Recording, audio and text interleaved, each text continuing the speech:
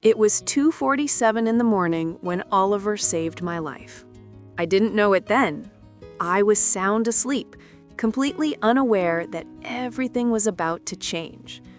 This is the true story of how a rescue cat I almost didn't adopt became the reason I'm still here today. And if you've ever wondered whether animals can sense danger before we do, you're about to find out. Let me take you back 6 months. I wasn't looking for a cat. Honestly, I wasn't even sure I wanted one. I'd just moved to a new city for work, Cleveland, Ohio, and my apartment felt way too quiet. A coworker suggested I visit the local shelter. Just to look, she said. That's how I ended up at Lakeside Animal Rescue on a rainy Tuesday afternoon. The place was packed with cats, playful kittens, fluffy Persians, even a massive Maine Coon that looked like a small lion. But in the very back corner, sitting perfectly still in his cage, was Oliver. He wasn't meowing for attention, he wasn't pawing at the bars, he was just watching me. Those green eyes locked onto mine, and something clicked. The shelter volunteer, Maria, brought Oliver into one of those small meeting rooms. He's been here 4 months, she told me. He was found abandoned in a foreclosed house. No food, no water. My heart broke a little. Oliver stepped into the room slowly, like he was expecting something bad to happen. I sat down on the floor and just waited. After about 5 minutes, he walked right up to me and pressed his head against my hand. That was it. That gentle head bump sealed the deal. If your pet chose you in a moment like this, you know exactly what I mean. I filled out the adoption papers that same day. The first few weeks were an adjustment. Oliver was nervous. He'd hide under the bed during the day and only come out at night when everything was quiet. I'd leave food near his hiding spot and talk to him softly, even though I wasn't sure he was listening. But slowly, day by day, he started to trust me. One morning, I woke up to find him curled up at the foot of my bed. I didn't move. I barely breathed. I just let him sleep there, knowing it meant he finally felt safe. That moment still gets me emotional because I realized I wasn't just giving Oliver a home, he was giving me a purpose. Oliver had his quirks. He loved chasing this little felt mouse I got him, but only between 6 and 7 p.m. Any other time, completely uninterested. He'd also stare at random corners of the apartment for minutes at a time, just staring. I'd follow his gaze, trying to see what he saw. Nothing, just wall. "What are you looking at, buddy?" I'd ask him. He'd look at me like I was the weird one. If you've ever lived with a cat, you know they operate on a completely different wavelength than we do. But there was one behavior that always stood out to me. Every single night, around 2:30 a.m., Oliver would sit by my bedroom door, just sitting there, watching the hallway. I thought it was cute. I had no idea he was protecting me. Over the next few months, we fell into a perfect routine. Oliver would wake me up at 6:30 every morning by gently tapping my face with his paw. No claws, just tap, tap, tap. He'd follow me to the bathroom and sit on the counter while I got ready for work. When I came home, he'd be waiting by the door. We'd eat dinner together. Well, he'd eat his kibble while I ate whatever takeout I'd grabbed. Then we'd watch TV on the couch until I got tired. It sounds simple, but it was everything. For the first time in years, I didn't feel alone. My apartment wasn't just a place I slept anymore. It was home. And Oliver was the reason why. It was early November when I noticed something strange. Oliver started spending more time in the hallway near my furnace closet. He'd sit there for hours, just staring at the wall. At first, I thought maybe he heard mice. Old buildings have mice, right? But his body language was different this time. His ears were flat against his head. His tail was slightly puffed. He wasn't curious. He was alarmed. I opened the closet door and looked inside. The furnace looked fine to me. Everything seemed normal.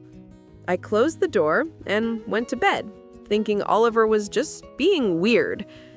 I should have paid more attention. Over the next 2 weeks, Oliver's behavior got more intense. He stopped sleeping at the foot of my bed.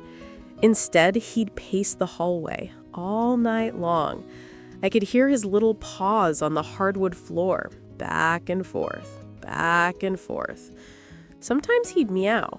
Not his usual soft chirp, but these long, insistent cries. One night, he jumped onto my bed and pawed at my face until I woke up.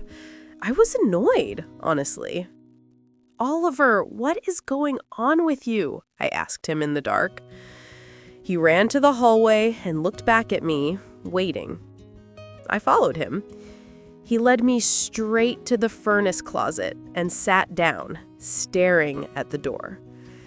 If your pet has ever tried to tell you something and you didn't understand, this was one of those moments. I opened the door again. Everything still looked normal. I closed it and went back to bed, feeling guilty but exhausted.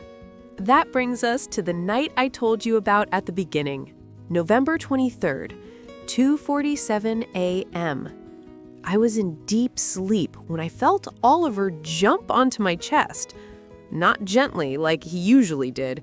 He landed hard and immediately started meowing in my face.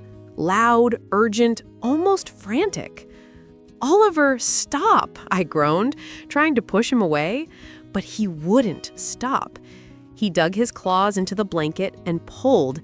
He bit my hand, not hard enough to hurt, but hard enough to get my attention. Something was very, very wrong. I sat up, suddenly wide awake, and that's when I smelled it. A strange, bitter smell, almost metallic. It was carbon monoxide leaking from my furnace. I didn't fully understand what was happening, but I knew I needed to get out. My head felt heavy. My thoughts were foggy. I stumbled toward the front door, and Oliver ran ahead of me, then back, then ahead again. He was guiding me. I grabbed my phone and scooped him up with my other arm. We made it into the hallway outside my apartment, and I collapsed against the wall. I dialed 911 with shaking hands. I think there's carbon monoxide in my apartment," I told the dispatcher.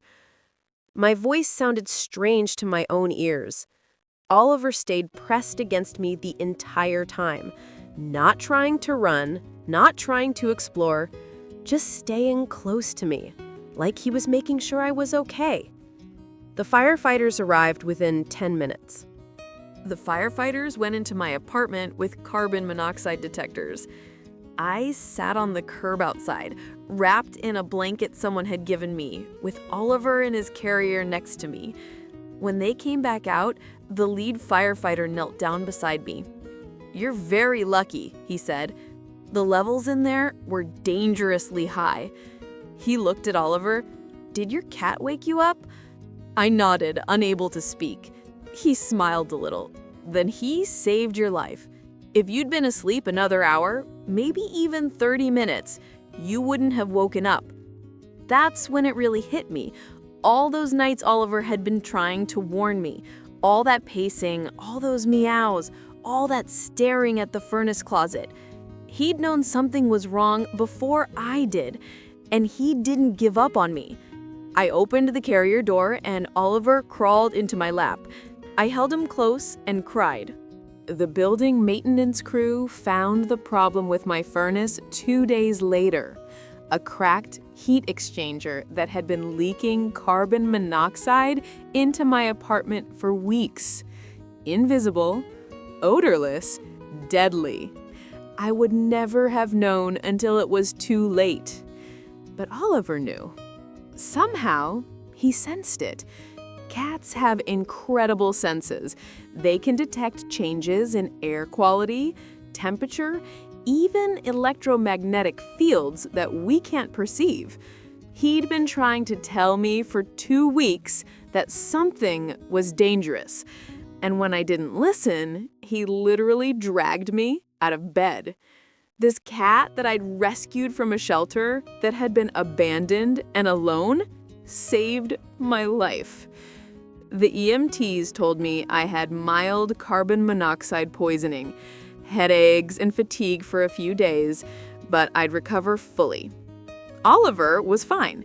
Cats are actually more resistant to carbon monoxide than humans are, but he still got me out anyway. After everything was fixed and we moved back into the apartment, things were different. Not bad different, just deeper. I installed 3 carbon monoxide detectors. I started paying closer attention when Oliver acted unusual. But most importantly, I understood something I hadn't fully grasped before. When you rescue an animal, they don't just become your pet. They become your partner, your protector, your family. Oliver didn't see me as just the person who fed him. He saw me as his person, someone worth protecting, someone worth saving. And that bond goes both ways. I thought I'd saved him from that shelter, but really, we saved each other. A few weeks after everything happened, I wrote a letter to the shelter where I'd adopted Oliver. I told them the whole story, how this cat who'd been abandoned and forgotten had become my hero. Maria, the volunteer who'd introduced us, called me crying. She said, "We always knew Oliver was special," she said, "but we never imagined this." They asked if they could share Oliver's story on their website to encourage more adoptions. Of course I said yes, because there are thousands of animals in shelters right now, just like Oliver was, waiting, hoping someone will see them, hoping someone will take a chance on them. And every single one of them has this kind of love to give. You just have to be willing to open your heart. Because sometimes the one you save ends up saving you right back. It's been 8 months since that night. Oliver still does his 2:30 a.m. patrol of the apartment. Old habits die hard, I guess. But now when I wake up and see him sitting by the door, I don't think he's being weird. I think he's being exactly who he is, my guardian. People ask me all the time if I believe animals can sense danger. I don't just believe it, I know it, because Oliver proved it to me. Every day I'm grateful I walked into that shelter. Grateful I looked past all the flashy, playful cats and saw him in that back corner. Grateful for every head bump, every purr, every late night patrol. Grateful that he chose me. If this story touched you, or if you've experienced something similar with your own pet, I'd love to hear about it in the comments. And if you enjoyed hearing Oliver's story, subscribing would mean the world to me. These real stories matter. They remind us that the bond between humans and animals is something truly extraordinary. Thank you for listening. And remember, sometimes the greatest love stories are the ones between a person and their rescue pet. Take care, and give your pets an extra hug tonight.